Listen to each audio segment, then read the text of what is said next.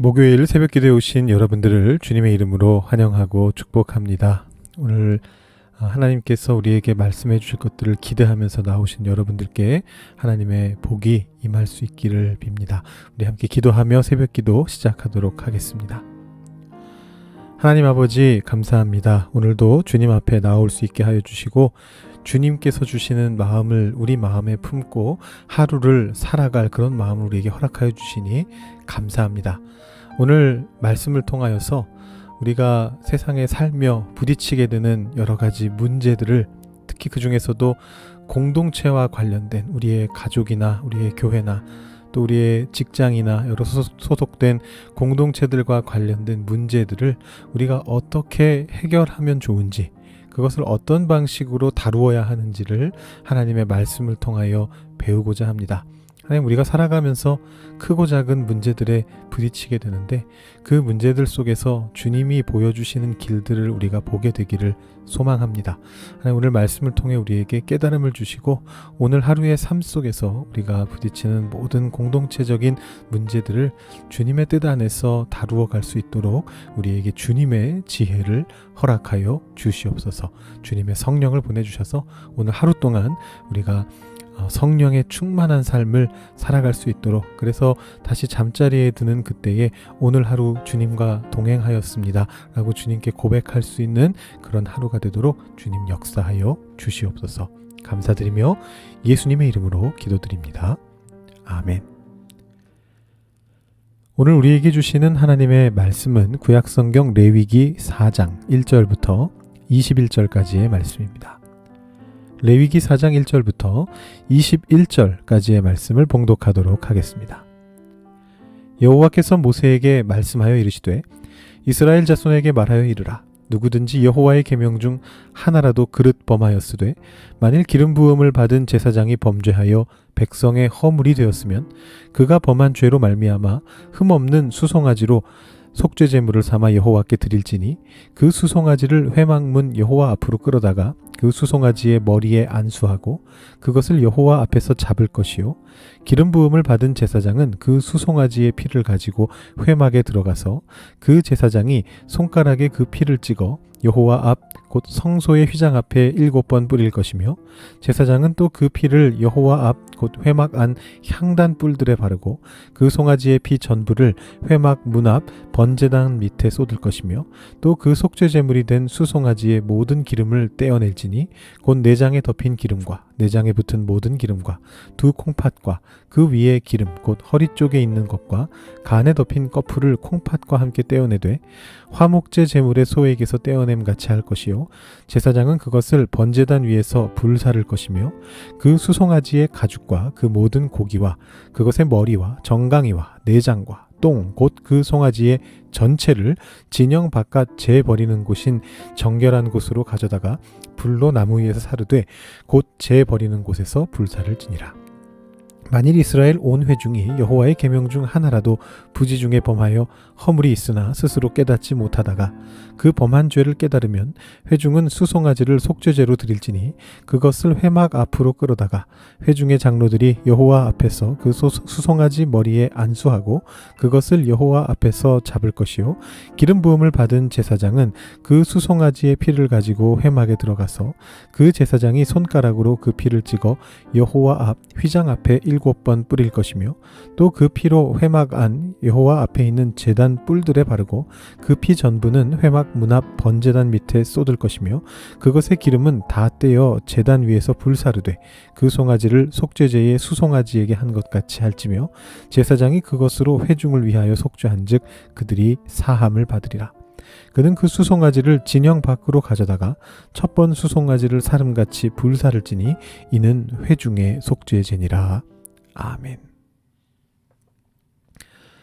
네, 오늘 말씀은 속죄제를 다루고 있습니다. 아니, 구약 5대 제사라고 불리는 제사들 중에 네 번째 제사입니다. 우리가 지금까지 번제와 소제와 화목제를 살펴보았는데요. 이번 속죄제는 조금 더 복잡하고 긴 구조를 가지고 있기 때문에 그 구조에 대한 설명을 먼저 조금 드려야 될 것 같습니다. 이 속죄제에 대한 말씀은 오늘부터 토요일까지 3일 동안 이어집니다. 이 속죄제의 말씀이 먼저 크게 둘로 나뉘어지는데요. 어떤 일반적인 정례적인 어떤 속죄제가 먼저 나옵니다. 4장에 나오고요. 그게 오늘과 내일 말씀이죠. 그리고 특수한 몇 가지 범죄에 대한 속죄제를 따로 떼어가지고 5장 1절부터 13절 사이에서 다루고 있습니다. 그리고 이 4장에 나오는 어떤 정례적인 속죄제가 다시 크게 또 넷으로 나뉘는데요.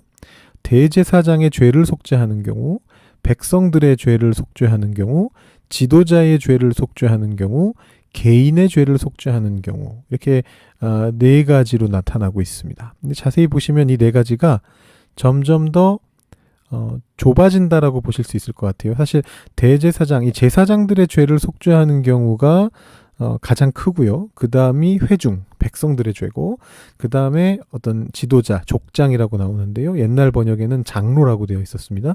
이 지도자의 죄를 속죄하는 경우, 맨 마지막이 평범한 개인들의 죄를 속죄하는 경우입니다. 그래서 이 네 가지 경우가 나오고요.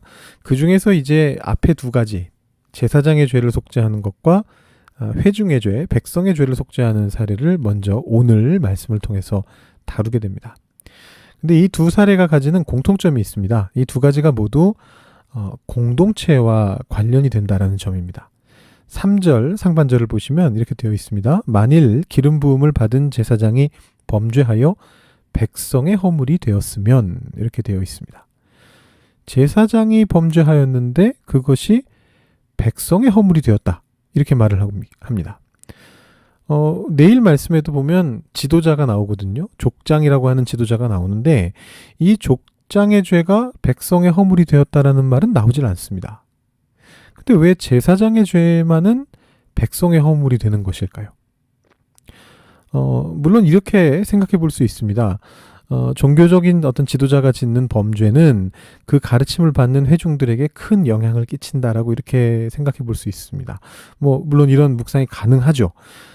제가 얼마 전에 스가랴서의 말씀을 전하면서 목자에 대한 무슨 비유 말씀이었던 것 같은데 그때도 비슷한 형태로 묵상한 적이 있습니다. 지도자가 굉장히 중요하다. 그것이 회중 전체를 몰락시킬 수 있다. 이런 말씀을 드린 적이 있는데요. 다만 이 오늘 말씀 속에는 조금 더 복잡하고 큰 의미가 담겨 있는 것 같습니다. 이 제사장의 범죄에 대해서 말하면서 오늘 말씀이 뭐라고 말하느냐 하면요. 2절 하반절에 보시면 아까 읽은 말씀의 바로 윗부분인데 뭐라고 되어 있느냐 하면 여호와의 계명 중 하나라도 그릇 범하였으되, 이렇게 되어 있습니다. 여기서 말하는 이 그릇 범한다라는 것은 기본적으로 의도하지 않은 범죄를 말하는 거거든요. 그게 좀 더 분명하게 어디 나오느냐 하면 두 번째 죄인 백성의 죄에 대한 어떤 그 13절의 말씀에 보면 이렇게 나옵니다.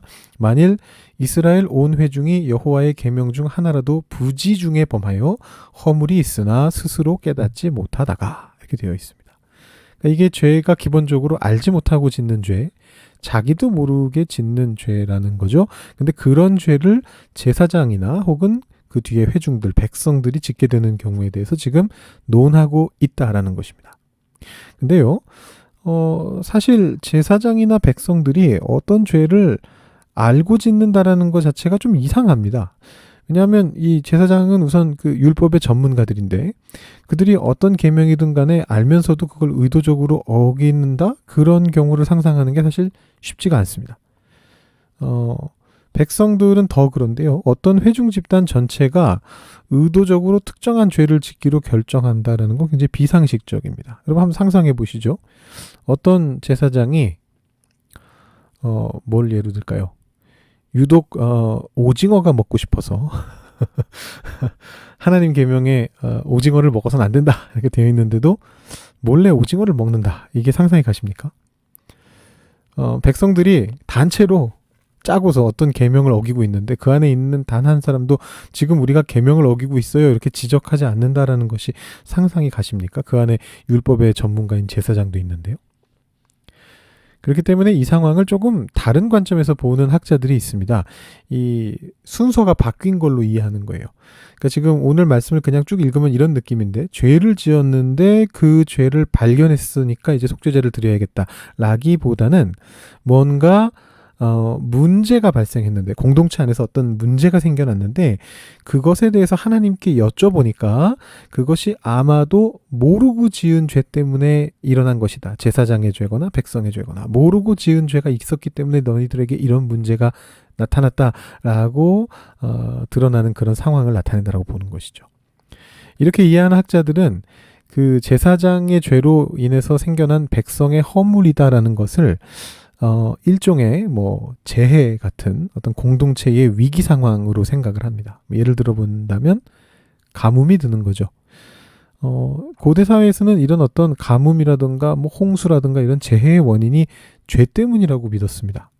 이미 여러 번 말씀드린 바가 있습니다만 성경에도 이런 관점이 일부 들어와 있습니다. 여러분 잘 아시는 욥기를 보시면 욥에게 재앙이 닥쳤을 때 욥의 친구들이 와서 뭐라고 조언해 주느냐 하면, 너 지금 보면 모르고 지은 죄가 있을 거야. 너 그것 때문에 이 하나님이 이렇게 너에게 벌 주시는 거야. 그런 죄 없는지 빨리 떠올려 봐라. 이렇게 말을 하거든요. 그 장면을 떠올려 보시면 됩니다. 또 그 복음서에 보시면 길 가다가 마주친 그 눈이 먼 채로 태어난 거지를 보면서 예수님의 제자들도 그렇게 말하지 않았습니까? 저 사람이 나면서부터 맹인인 게 저 사람의 죄 때문입니까? 아니면 부모의 죄 때문입니까? 이 욥의 경우도 그렇고 예수님의 경우도 그렇고 성경의 최종적인 진술은 이런 관점에 동의하진 않습니다. 그렇지만 성경의 많은 부분들의 많은 경우에 그 당시의 문화가 반영돼 있고 스며들어 있습니다. 그래서 이 경우도 비슷하다고 볼 수 있는데요. 가뭄과 같은 어떤 공동체의 위기 상황이 생겼을 때 이제 그게 바로 백성의 허물인데, 그러면 백성들은 제사장에게 나아가는 것입니다. 그 위기 상황의 원인이 뭔지를 파악하려는 것이죠. 왜 하나님이 진노하셨습니까? 무엇이 문제입니까? 누구의 죄 때문입니까? 그러면 이제 제사장은 이를테면 우림과 둠밈 같은 것을 활용해가지고 하나님의 뜻을 묻게 됩니다. 그리고 하나님께서 이것은 제사장의 모르고 지은 죄 때문이다 라고 대답하시면 제사장의 속죄제를 드리는 것이고, 이것은 백성 전체의 모르고 지은 죄 때문이다 라고 대답하시면 백성의 속죄제, 회중의 속죄제를 드리는 것이죠.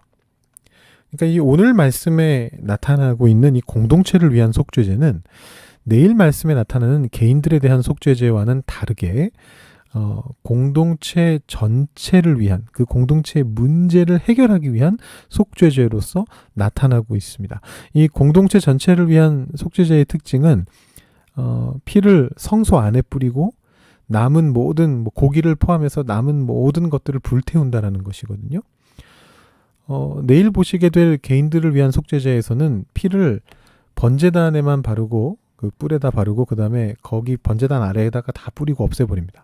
반면에 오늘 그 공동체를 위한 속죄제들에서는 피를 성소 안으로 가져갑니다. 그래서 지성소와 성소를 나누고 있는 휘장에다가 피를 뿌립니다. 이거는 사실은 지성소 안에다가 뿌리는 거랑 동일한 뜻을 가지거든요. 그리고 나서 성소에 있는 향단이나 제단의 뿔에 바르는 그런 장면이 나오고 있습니다. 이제 그 까닭은 뭐냐 하면, 개인들의 일상적인 죄에는 성소 안에까지는 영향을 미치지 않는 반면에 이 공동체가 지은 죄는, 그래서 바깥으로 어떤 문제를 발생시킨, 공동체 안에 뭐 가뭄이든 그게 뭐가 됐든 어떤 문제를 발생시킨 이 공동체의 죄는 성소 안에까지 영향을 끼쳐서 하나님의 영역을 그 부정함으로 오염시킬 수 있다라고 그렇게 믿어졌기 때문입니다.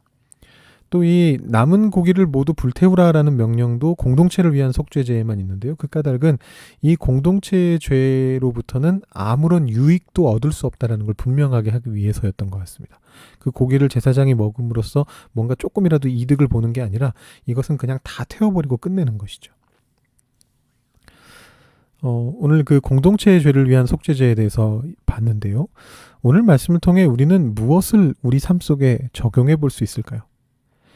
저는 오늘 말씀을 통해서 우리 삶 속에, 특히 공동체의 삶 속에 일어나는 문제들을 해결하기 위해서 그것을 하나님께로 가져 나와야 한다라는 것을 배울 수 있다고 생각합니다. 물론 고대 사회의 관점을 있는 그대로 다 가져올 필요는 없습니다. 공동체 안에서 벌어지는 모든 문제들이 다 하나하나 어떤 공동체의 특정한 죄 때문이라고 해석할 필요는 없습니다. 만약에 그렇게 생각한다면 오늘날 현대사회에서도 문제가 생길 때마다 우리는 성소를 거룩하게 유지하기 위해서 속죄제를 드려야 될 것입니다. 근데 정작 오늘 말씀의 그 당시의 속죄제에서도 이 죄가 뭔지 어떤 죄인지를 특정하지는 않았습니다. 그냥 하나님이 이거는 제사장의 죄 때문이다. 이것은 공동체의 죄 때문이다. 이렇게만 말씀하셨지 그게 제사장이 알고 봤더니 오징어를 먹었어. 이거를 찾아내시진 않았어요. 이 공동체의 문제를 해결하기 위해서 어떤 특정한 죄를 찾는 것은 중요하지 않다라는 것입니다. 이 공동체를 위한 속죄제가 우리에게 알려주는 바는 뭐냐면 현대를 살아가는 우리에게 알려주는 바는 우리의 문제를 해결하기 위해서 그것을 하나님께로 가지고 나와야 한다라는 사실입니다. 너무 당연해 보입니다만 그것을 못할 때가 너무나 많이 있습니다. 공동체의 문제를 해결하기 위해서 사람의 생각에 의존하고자 하는 거죠. 사람의 지혜로, 사람의 생각으로 문제를 해결하려고 하는 것입니다.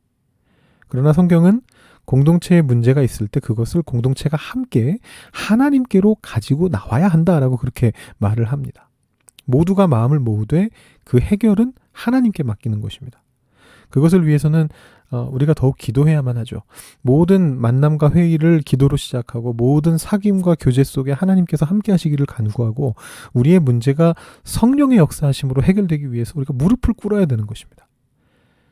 여러분 가정 안에 문제가 있으십니까? 함께 기도하십시오. 교회 안에 문제가 있으십니까? 성령님께 간구하십시오. 여러분 직장이나 여러분 소속된 공동체 안에 어떤 문제가 있으십니까? 어떻게 하면 하나님의 방법으로 그 문제를 해결할 수 있을 것인지를 하나님께 질문하십시오. 그러면서 하나님의 뜻을 묻고 말씀을 읽고 그 말씀에 따라서 행해 보십시오. 하나님께서 거기에 답을 주실 것입니다.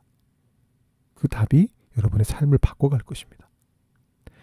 여러분 이 시간 기도하실 때 오늘 말씀 생각하시면서 오늘 하루 삶 속에서도 우리가 속해 있는 공동체들의 문제들이 나타나게 될 텐데 그것을 하나님께로 가져갈 수 있게 해달라고. 가급적이면 함께 마음을 모아서 가져가고 그러지 못할 상황이라면 나 혼자만 믿는 사람이라면 그것을 하나님 앞에 나 혼자서라도 가지고 나가서 하나님 앞에 내려놓고 하나님이 주시는 답을 구할 수 있게 해달라고. 그리고 그 답을 볼 수 있게 해달라고. 만날 수 있게 해달라고. 여러분 그렇게 간구하시면 좋겠습니다. 그리고 여러분들의 개인 기도 제목 하나님 앞에 올려드리시고 오늘 새벽 기도를 마치시기 바랍니다. 기도하시겠습니다.